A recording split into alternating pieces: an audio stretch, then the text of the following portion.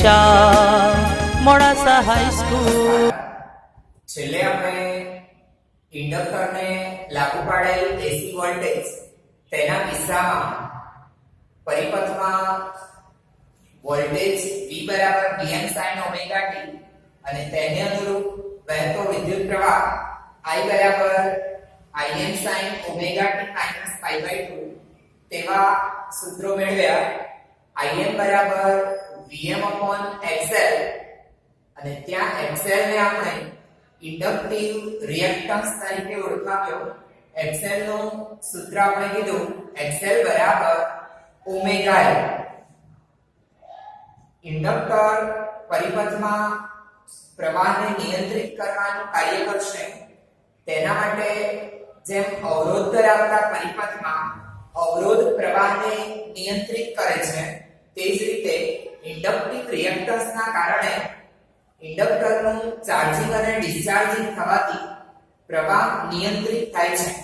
તેવા ઇન્ડક્ટર ધરાવતા એસી પરિપથમાં આપણે પાવરની ચર્ચા કરી કે એક આવર્તકાળ પર સરેરાશ પાવર 0 મળે, એટલે કે કોઈ પણ પ્રકારનો ઊર્જાનો વ્યય માત્ર ઇન્ડક્ટર ધરાવતા પરિપથમાં થતો નથી. તેના અનુરૂપ આપણે ચાર્જિંગ ડિસ્ચાર્જિંગની પ્રક્રિયા દ્વારા તેના પાવર, વિદ્યુત સ્થિતિમાન, વિદ્યુત પ્રવાહ અને ફ્લક્સ સમયની સાથે કઈ રીતે બદલાય છે તેની ચર્ચા પણ આલેખ દ્વારા કરી હતી. તે જ પ્રકારે હવે આગળનો મુદ્દો છે આપણો માત્ર કેપેસિટર જો જોડેલું હોય તો કેપેસિટર, જેને આપણે ગુજરાતીમાં સંધારક તરીકે પણ ઓળખીશું. તો સંધારક એટલે જ કેપેસિટર. તો કેપેસિટરને લાગુ પાડે એસી વોલ્ટેજ, તો જ્યારે પરિપથમાં માત્ર કેપેસિટર જોડેલું હોય અને તેની સાથે એસી વોલ્ટેજ લાગુ પાડ્યા હોય તો ત્યારે પરિપથમાં વહેતા પ્રવાહનું સૂત્ર મેળવો તથા તેના માટે ઇન્ડક્ટિવ રિએક્ટન્સ સમજાવો. ઇન્ડક્ટર માટે ઇન્ડક્ટિવ રિએક્ટન્સ હતો, તે જ પ્રકારે અહીં કેપેસિટિવ રિએક્ટન્સ સમજાવો તેવો આપણો પ્રશ્ન થાય. તથા તેના માટે ફેઝર ડાયાગ્રામની પણ આપણે ચર્ચા કરવી છે. એટલે અવરોધનો પહેલો કિસ્સો હતો આપણો, બીજો કિસ્સો માત્ર ઇન્ડક્ટરનો હતો અને તેના જેવો જ ત્રીજો કિસ્સો માત્ર કેપેસિટરનો છે. તો અહીં આપણે પરિપથમાં એસી વોલ્ટેજ પ્રાપ્તિસ્થાન સાથે માત્ર કેપેસિટરને જોડી દીધો છે. તો સી કેપેસિટન્સ ધરાવતું આ કેપેસિટર તેને એસી વોલ્ટેજ પ્રાપ્તિસ્થાન સાથે જોડ્યું છે. આવા આ કેપેસિટર કે જેનું કેપેસિટન્સ સી છે, આ એસી વોલ્ટેજ પ્રાપ્તિસ્થાન જેના વોલ્ટેજ V આપણે જાણીએ છીએ તેમ V બરાબર Vm sin ઓમેગા t થશે. અહીં સી કેપેસિટન્સ ધરાવતા કેપેસિટરને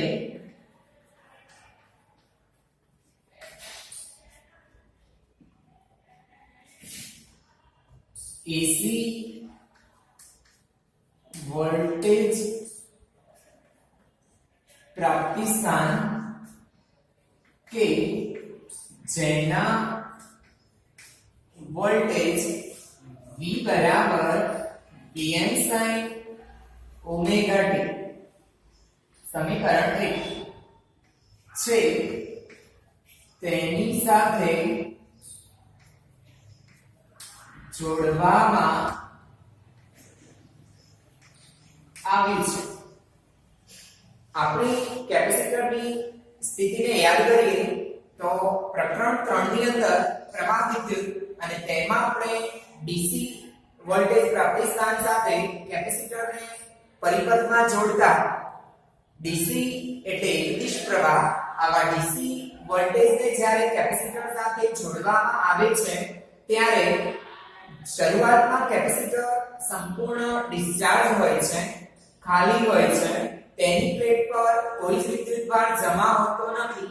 તેથી શરૂઆતમાં કેપેસિટરનું ચાર્જિંગ થાય છે, પ્લેટો પર વિદ્યુતભાર વધ્યા કરે છે અને એમ કરતા જેમ પ્લેટ પર વિદ્યુતભાર વધતો જાય તેમ પરિપથમાં વહેતો વિદ્યુત પ્રવાહ ક્રમશઃ ઘટતો જાય છે અને આમ કરતા કરતા જ્યારે કેપેસિટર સંપૂર્ણ ચાર્જ થઈ જાય ત્યારે પ્રવાહ શૂન્ય થઈ જાય છે. પછીથી પરિપથમાં કોઈ વિદ્યુત પ્રવાહ ડીસી પ્રવાહ વહેતો નથી. પણ અહીં આપણે એસી વોલ્ટેજ પ્રાપ્તિસ્થાનને કેપેસિટર સાથે જોડ્યું છે. એસી વોલ્ટેજ આપણે જાણીએ છીએ તેમ સમયની સાથે ઓમેગા જેટલી કોણીય આવૃત્તિથી સતત આવર્ત રીતે બદલાયા કરે છે. અહીં વોલ્ટેજ સાઇન વિધેય મુજબ સમયની સાથે બદલાય છે અને પરિણામે જેમ જેમ પરિપથમાં પ્રારંભમાં કેપેસિટર સંપૂર્ણ ડિસ્ચાર્જ છે તો પ્રારંભમાં પ્રવાહ વધતો જાય છે અને પ્રવાહના કારણે કેપેસિટરનું ચાર્જિંગ થાય છે. કેપેસિટર જેમ જેમ ચાર્જ થતું જાય એમ પરિપથમાં પ્રવાહ ઘટતો જાય છે અને સંપૂર્ણ ચાર્જ થાય ત્યારે પ્રવાહ શૂન્ય થાય છે. વળી ત્યાં અહીં આવર્ત રીતે બદલાતો વિદ્યુત પ્રવાહ હોવાના કારણે અર્ધચક્ર દરમિયાન પ્રવાહની દિશા ઉલટાય છે અને કેપેસિટરનું ડિસ્ચાર્જિંગ શરૂ થાય છે.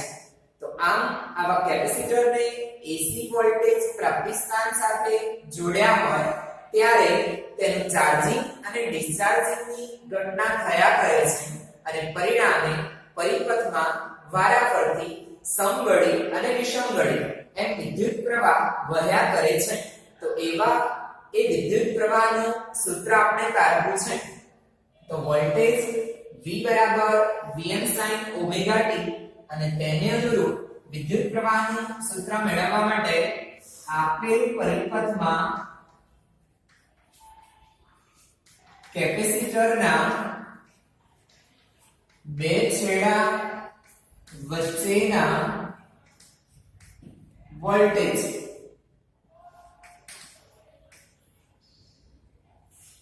V બરાબર તો પ્રકરણ 2 ની અંદર આપણે કેપેસિટન્સનું સૂત્ર કીધું C બરાબર Q/V. તો તેના પરથી કેપેસિટરના બે છેડા વચ્ચેનો વિદ્યુત સ્થિતિમાનનો તફાવત જેને આપણે V અથવા Vc કહી શકીએ તો V બરાબર પ્લેટ પરનો વિદ્યુતભાર Q, V બરાબર Q અને તેનું કેપેસિટન્સ C. તો V બરાબર Q/C થશે. આવા આ પરિપથમાં કેપેસિટરની બંને પ્લેટ એસી વોલ્ટેજ પ્રાપ્તિસ્થાન સાથે જોડી હોવાથી આને આપણે Vc કહી શકીએ છીએ. પરંતુ આપેલ પરિપથમાં કિર્ચોફના બીજા નિયમ મુજબ તો કિર્ચોફનો બીજો નિયમ દર્શાવે છે કે વોલ્ટેજ પ્રાપ્તિસ્થાનના વોલ્ટેજ અને કેપેસિટરના બે છેડા વચ્ચેનું વિદ્યુત સ્થિતિમાન સમાન થશે અથવા V Vc બરાબર 0. પણ V એટલે જ Vm sin ઓમેગા t અને Vc એટલે Q/C. માટે t સમય વિદ્યુતભાર, t સમયે કેપેસિટરની પ્લેટ પરનો વિદ્યુતભાર તેનું સૂત્ર તૈયાર થયું Q બરાબર Vmc sin ઓમેગા t. તો વિદ્યુતભાર સમયની સાથે સાઇન વિધેય મુજબ બદલાય છે. વોલ્ટેજ પણ સાઇન વિધેય મુજબ બદલાય છે. જોઈ શકીએ છીએ કે વિદ્યુતભાર અને વોલ્ટેજની કળા સમાન છે, ઓમેગા t ઓમેગા t. આપણે તેમાંથી વિદ્યુત પ્રવાહ મેળવવો છે. તો પ્રવાહ અને વિદ્યુતભારને અનુરૂપ સંબંધ આપણે જાણીએ છીએ I બરાબર dq/dt. તેથી t સમયે પરિપથમાં વહેતો તત્કાલીન પ્રવાહ I બરાબર dq upon dt. જ્યારે વિદ્યુતભાર સમય સાથે બદલાતો હોય અને આપણે વિદ્યુત પ્રવાહ મેળવવો હોય તો ત્યારે વિદ્યુતભારનું સમયની સાપેક્ષે વિકલન કરીએ છીએ. તો d upon dt of q ના બદલે vmc sin ઓમેગા t. અહીં vm અચળ અને કેપેસિટરનું કેપેસિટન્સ પણ સમય સાથે બદલાતું નથી, તેથી તેને બહાર લઈએ.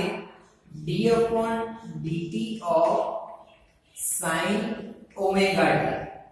આપણે આગળની થિયરીમાં આ સંબંધને યાદ કરી ચૂક્યા છીએ. sin નું વિકલન cos થશે, તો sin ઓમેગા t નું વિકલન cos થાય, પણ આપણે સંબંધને ધ્યાનમાં લઈશું કે sin t હોય તો sin t નું વિકલન cos t થાય t ની સાપેક્ષે. પણ અહીં વિકલન t ની સાપેક્ષમાં છે અને અંદરનો કોણ કળા ઓમેગા t છે, તેથી તેનું ફરીથી વિકલન કરી અને ગુણવા પડે. માટે I બરાબર vmc sin નું વિકલન તમને કીધું તે પ્રમાણે cos ઓમેગા t ગુણ્યા d upon dt of t ના બદલે ઓમેગા t છે, તેથી ફરીથી વિકલન કરી ગુણવાના છે. જ્યારે સંકલનની વાત આવે તો ફરીથી વિકલન કરી અને ભાગવાના છે. અહીં વિકલનમાં ગુણવાનું થશે, પણ ઓમેગા t તેમાં ઓમેગા એટલે AC વોલ્ટેજની કોણીય આવૃત્તિ તે અચળ છે, તેથી તેને વિકલનની બહાર લઈશું, તેથી dt upon dt 1 થાય. માટે પ્રવાહનું સૂત્ર તૈયાર થયું Vm omega c cos omega t. તો વિદ્યુત પ્રવાહ આ સૂત્ર મુજબ cos વિધેય પ્રમાણે સમયની સાથે બદલાય છે. આપણે આ સૂત્રને રૂપાંતરિત કરવું છે, તો અહીં cos ઓમેગા t તેના બદલે રૂપાંતરિત કરી અને પરિણામ દાખલ કરીશું.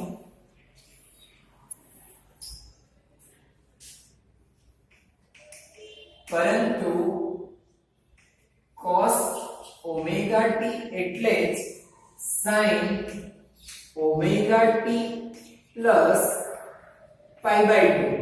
સંબંધને યાદ કરીએ. ત્રિકોણમિતીય રૂપાંતરણ sin 90 પ્લસ થીટા. જ્યારે પણ 90 અથવા પાઈ બાય 2 રેડિયન આવે ત્યારે આપણે વિધેય બદલીશું. sin નું cos બની જશે અને પાઈ બાય 2 પ્લસ એટલે બીજું ચરણ થાય, અને બીજા ચરણમાં ઓલ s sin ધન હોય, તેથી પ્લસ cos ઓમેગા t થશે. તો cos ઓમેગા t ના બદલે આપણે મૂકી શકીએ sin omega t plus pi by 2 લેતા I બરાબર Vm omega c sin omega t plus pi upon 2. આ જે આપણો સંબંધ છે તેમાં sin વિધેયની આગળનું પદ sin વિધેયની મોટામાં મોટી કિંમત 1 મળે અને ત્યારે પ્રવાહ મહત્તમ થાય, એટલે Im બરાબર Vm ઓમેગા c તૈયાર થશે. બરાબર Im sin omega t plus pi by 2. સમીકરણ 2 જ્યાં Im એટલે જ પ્રવાહનો કંપ વિસ્તાર અથવા પરિપથમાં વહેતા AC પ્રવાહનો મહત્તમ મૂલ્ય. આપણે જાણીએ છીએ તેમ AC પ્રવાહ સમય સાથે બદલાય છે, તો તેનું મહત્તમ મૂલ્ય એ જ તેનો કંપ વિસ્તાર થશે. તો પ્રવાહનો કંપ વિસ્તાર Im કોના બદલે લખ્યા તો Vm ઓમેગા c તેને આપણે આ પ્રમાણે પણ લખી શકીએ Vm upon 1 upon omega c તો Im બરાબર Vm upon 1 upon omega c તો માત્ર કેપેસિટર ધરાવતા પરિપથ માટે મહત્તમ પ્રવાહ અથવા પ્રવાહના કંપવિસ્તારનું આ જે સૂત્ર થયું તેને માત્ર અવરોધ ધરાવતા પરિપથના મહત્તમ પ્રવાહ સાથે આપણે સરખાવીએ. અહીં માત્ર અવરોધ ધરાવતા એસી પરિપથના મહત્તમ પ્રવાહ Im બરાબર Vm upon R જેવો સંબંધ મળે છે. તેથી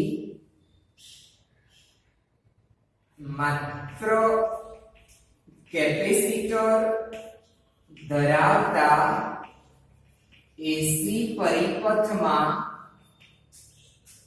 1 upon omega c એ પ્રવાહને સીમિત કરવાનું કામ કરે છે. તેથી તેને કેપેસિટિવ રિએક્ટન્સ Xc વડે દર્શાવીશું. Xc એટલે જ 1 upon omega c. અવરોધ ધરાવતા પરિપથમાં R છે, ઇન્ડક્ટર ધરાવતા પરિપથમાં XL છે અને કેપેસિટર ધરાવતા પરિપથમાં Xc એટલે કેપેસિટિવ રિએક્ટન્સ થશે 1 upon omega c થશે. કહે છે કેપેસિટિવ રિએક્ટન્સ એ અવરોધનું પરિમાણ આપણા સંબંધ પ્રમાણે કે આ જે પદ છે તેને અવરોધનું પરિમાણ થાય પરિમાણ છે. તેથી તેનો એકમ ઓહ્મ છે. તો કેપેસિટિવ રિએક્ટન્સ એટલે કેપેસિટરનો અસરકારક અવરોધ. એ કેપેસિટરનો અસરકારક અવરોધ આપણે જોઈ શકીએ છીએ કે વોલ્ટેજની કોણીય આવૃત્તિ અને કેપેસિટન્સના વ્યસ્ત પ્રમાણમાં હોય છે.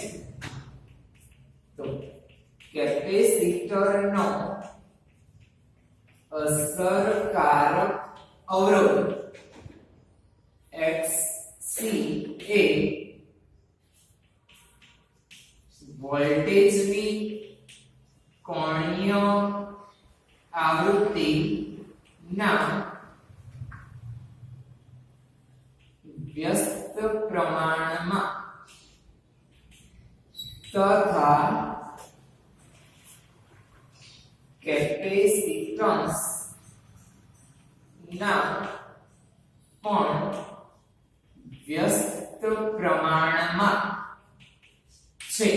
તો કેપેસિટિવ રિએક્ટન્સ એ ઓમેગા ના અને સી ના બંનેના વ્યસ્ત પ્રમાણમાં મળશે. ઇન્ડક્ટિવ રિએક્ટન્સ એ ઓમેગા ના સપ્રમાણમાં L ના પણ સપ્રમાણમાં હતો. તો આ થઈ ચર્ચા કેપેસિટિવ રિએક્ટન્સ. તો તેને અનુરૂપ આપણે અહીં માત્ર કેપેસિટર ધરાવતા એસી પરિપથમાં V બરાબર Vm sin omega t આટલા વોલ્ટેજ લાગુ પાડ્યા. તો તેને અનુરૂપ વિદ્યુત પ્રવાહ I બરાબર Im sin omega t pi/2 મળ્યો. એટલે કે વોલ્ટેજની કળા omega t અને પ્રવાહની કળા omega t pi/2. તેનો અર્થ થયો કે પ્રવાહ એ વોલ્ટેજ કરતા કળામાં pi/2 જેટલો આગળ છે. આમ માત્ર કેપેસિટર ધરાવતા એસી પરિપથમાં પ્રવાહ એ વોલ્ટેજ કરતા કળામાં π/2 જેટલો આગળ છે. માત્ર અવરોધ ધરાવતા પરિપથમાં પ્રવાહ અને વોલ્ટેજ સમાન કળામાં હતા, સાથે જ હતા. માત્ર ઇન્ડક્ટર ધરાવતા પરિપથમાં પ્રવાહ વોલ્ટેજ કરતા કળામાં π/2 જેટલો પાછળ હતો, જ્યારે માત્ર કેપેસિટર ધરાવતા પરિપથમાં પ્રવાહ એ વોલ્ટેજ કરતા કળામાં π/2 જેટલો આગળ છે. એટલે પ્રવાહમાં જે ફેરફારો આપણને જોવા મળે, પ્રવાહ મહત્તમ થાય તેના પછીથી વોલ્ટેજ મહત્તમ થશે. બંને વચ્ચે π/2 જેટલો કળાનો તફાવત છે. એક ચક્ર એટલે 2π રેડિયન થાય, તેનો ચોથો ભાગ 2π/4 એટલે π/2 થાય. તેનો અર્થ થયો કે પ્રવાહ મહત્તમ થયા પછીથી સમગ્ર ચક્રનો સમય એટલે આવર્તકાળ અને તેનો ચોથો ભાગ તો t/4 સમયે વોલ્ટેજ મહત્તમ જોવા મળશે. એટલે કે પ્રવાહ મહત્તમ થયા પછીથી આવર્તકાળના ચોથા ભાગના સમયે વોલ્ટેજ મહત્તમ જોવા મળે છે t/4 સમય પછી. તો આમ ક્રમશઃ જ્યારે પ્રવાહ મહત્તમ હશે ત્યારે વોલ્ટેજ ન્યૂનતમ હશે અને વોલ્ટેજ મહત્તમ થશે ત્યારે પ્રવાહ શૂન્ય બને છે. તો બંને વચ્ચે π/2 રેડિયનનો કળા તફાવત આપણને જોવા મળે છે. તો આ થઈ ચર્ચા માત્ર કેપેસિટર ધરાવતા એસી પરિપથ માટે પ્રવાહનું સૂત્ર મેળવો તથા ઇન્ડક્ટિવ રિએક્ટન્સ ની જેમ જ કેપેસિટિવ રિએક્ટન્સ સમજાવો. તેના માટે આપણે હવે ફેઝર ડાયાગ્રામની વાત કરવી છે. માત્ર કેપેસિટર ધરાવતા એસી પરિપથ માટે ફેઝર ડાયાગ્રામ દોરો તેવા મુદ્દાની આપણે વાત કરવી છે. તો માત્ર કેપેસિટર ધરાવતા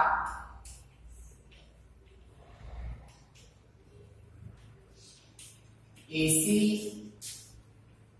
પરિપથમાં લાગુ પડે વોલ્ટેજ V બરાબર Vm sin omega t હોય તો મળતો વિદ્યુત પ્રવાહ I બરાબર Im sin omega t plus π/2. તો આ V અને I તેના અનુરૂપ સૂત્રો આપણે મેળવ્યા અને તેમાં આપણે સમજ મેળવી કે પ્રવાહ એ વોલ્ટેજ કરતા કળામાં π/2 જેટલો આગળ છે. તો તેને અનુરૂપ આપણે તેના ફેઝર ડાયાગ્રામ દોરી અને વોલ્ટેજ અને પ્રવાહ સમયની સાથે કઈ રીતે બદલાય છે તેના આલેખ તૈયાર કરવા છે. તો તેના માટે બે અક્ષ તૈયાર કરીએ અને તેવી અક્ષને અનુરૂપ પ્રવાહ અને વોલ્ટેજના ફેઝર આપણે દોરવા છે. તો સૌપ્રથમ વોલ્ટેજનો ફેઝર દોરીએ. તો ઉગમ બિંદુ પર જેનું ટેલ હોય તેવો અને t1 સમયે જેની કળા ઓમેગા t1 થશે. એટલે કે આપણી આ સંદર્ભ અક્ષ સાથે ઓમેગા t1 જેટલા કોણે અને તેનો પંપ વિસ્તાર Vm છે એટલે Vm જેટલા મૂલ્યનો સદિશ તૈયાર કરીશું. તો Vm જેટલા મૂલ્યનો અને ઓમેગા T1 જેની કળા છે તે દર્શાવતો આ વોલ્ટેજનો ફેઝર તૈયાર થયો. વોલ્ટેજનો ફેઝર કે જેનું મૂલ્ય Vm છે અને તેની કળા દર્શાવ્યું તેમ T1 સમયે ઓમેગા T1 છે. તો આ તૈયાર થયો વોલ્ટેજનો ફેઝર. તેને આપણે OA તરીકે પણ ઓળખાવી શકીએ. OA એટલે Vm છે અને OA સદિશ એટલે જ વોલ્ટેજનો ફેઝર. તેનાથી આગળ વધીએ તો પ્રવાહનો ફેઝર દોરવા માટે કળા ઓમેગા T1 કરતા π/2 વધારે લઈશું. તેથી વોલ્ટેજના ફેઝરની કળા ઓમેગા T1 તેમાં π/2 90 ડિગ્રી ઉમેરીએ તો આપણને પ્રવાહનો ફેઝર મળે. એટલે પ્રવાહના ફેઝર માટે 90 ડિગ્રી આગળ વધીશું અને તેનું મૂલ્ય મહત્તમ મૂલ્ય Im. તેથી Im જેટલા મૂલ્યનો આપણે તે દોરવો પડે. તો આ તૈયાર થયો OB કે જેનું મૂલ્ય OB એટલે Im અને એ OB સદિશ એટલે જ પ્રવાહનો ફેઝર કે જેની કળા ઓમેગા T1 π/2 થશે. એટલે આ ટોટલ ખૂણો ઓમેગા T1 π/2 અને આટલો ખૂણો કહીએ તો એ π/2. એટલે વોલ્ટેજની કળા ઓમેગા T1 અને પ્રવાહની કળા ઓમેગા T1 π/2 આપણને મળશે. તો આ તૈયાર થયા વોલ્ટેજ અને પ્રવાહના ફેઝર. આ બંને ફેઝર ઓમેગા જેટલી કોણીય ઝડપથી તો બંને ફેઝર ઓમેગા જેટલી કોણીય ઝડપથી વિષમગળી દિશામાં ભ્રમણ કરે છે. પ્રવાહ અને વોલ્ટેજ આવર્ત રીતે સમય સાથે બદલાય છે. તેથી તેના ફેઝર બંનેના ફેઝર ઓમેગા કોણીય ઝડપથી આ પ્રમાણે ભ્રમણ કર્યા કરશે. પણ દરેક વખતે આપણા કેપેસિટર ધરાવતા પરિપથમાં પ્રવાહ π/2 જેટલો આગળ રહેશે. હવે તેને અનુરૂપ વોલ્ટેજ અને પ્રવાહ સમયની સાથે બદલાય છે. તો તેના આલેખની વાત આપણે કરવી છે. તો વોલ્ટેજ અને પ્રવાહ બંને સમયની સાથે આવર્ત રીતે બદલાઈ રહ્યા છે. તો તેના માટેનો આલેખ તૈયાર કરીએ. ઓમેગા કળા તેની કળા 0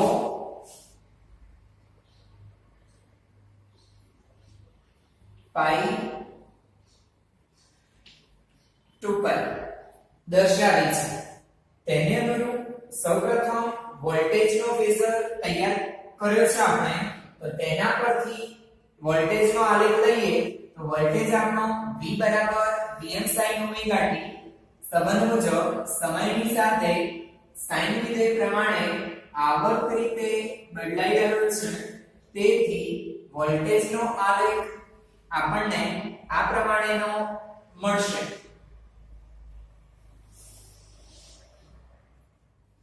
તો આ વોલ્ટેજનો આલેખ છે.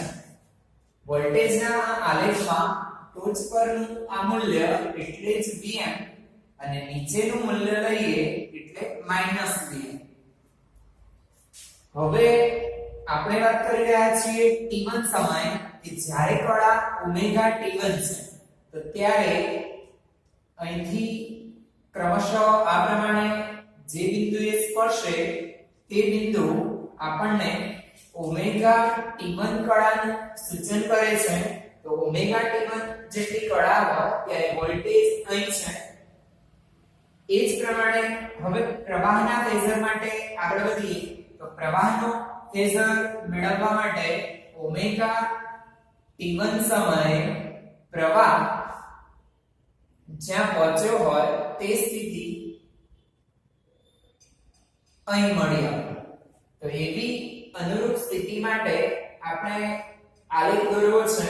તો પ્રવાહ π/2 જેટલો આગળ છે. વોલ્ટેજ જ્યારે 0 છે ત્યારે પ્રવાહ મહત્તમ છે. અને ત્યાંથી ક્રમશઃ એ ઘટતો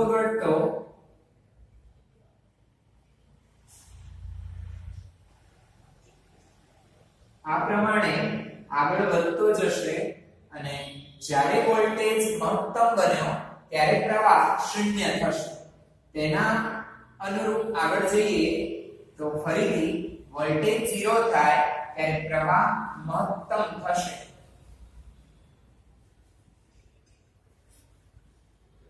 આ પ્રમાણે ક્રમશઃ પ્રવાહ અને વોલ્ટેજ બંનેના આલેખ તૈયાર થશે. આ આલેખને પણ આ જ પ્રમાણે આપણે દર્શાવી શકીએ છીએ. તો આ પ્રવાહનો આલેખ તૈયાર થયો.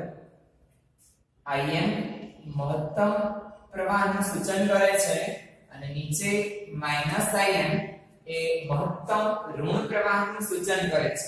આ બંને વચ્ચે કડા તફાવત છે અને કડા તફાવત π/2 રેડિયનનો છે. તો કડા તફાવત પ્રવાહ અને વોલ્ટેજ વચ્ચે π/2 રેડિયનનો કડા તફાવત છે. અહીં આપણે જોઈ શકીએ છીએ કે પ્રવાહ 0 સમયે મહત્તમ જ્યારે વોલ્ટેજ તેના કરતા આ સમગ્ર ઘટનાનો સમય એટલે t, આ t/2 અને તેનો પણ અડધો એટલે t/4. તો આવર્તકાળના ચોથા ભાગના સમયે વોલ્ટેજ મહત્તમ થયા, પ્રવાહ 0 થયા, વોલ્ટેજ તેનાથી t/4 સમય પછી 0 થયા. આમ ક્રમશઃ વોલ્ટેજ એ પ્રવાહ કરતા પાછળ રહેશે. તો આપણે ધ્યાનમાં લઈશું કે જે આગળ હોય પ્રવાહ π/2 જેટલો આગળ છે એટલે તેની કામગીરી વહેલા પૂર્ણ થાય અને વોલ્ટેજની એ જ પ્રકારે પણ પછીથી પૂર્ણ થશે. તો આ થઈ ચર્ચા માત્ર કેપેસિટર ધરાવતા એસી પરિપથમાં પ્રવાહ અને વોલ્ટેજના ફેઝર ડાયાગ્રામ દોરી તે સમયની સાથે કઈ રીતે બદલાય છે તે આલેખ દોરી સમજાવો.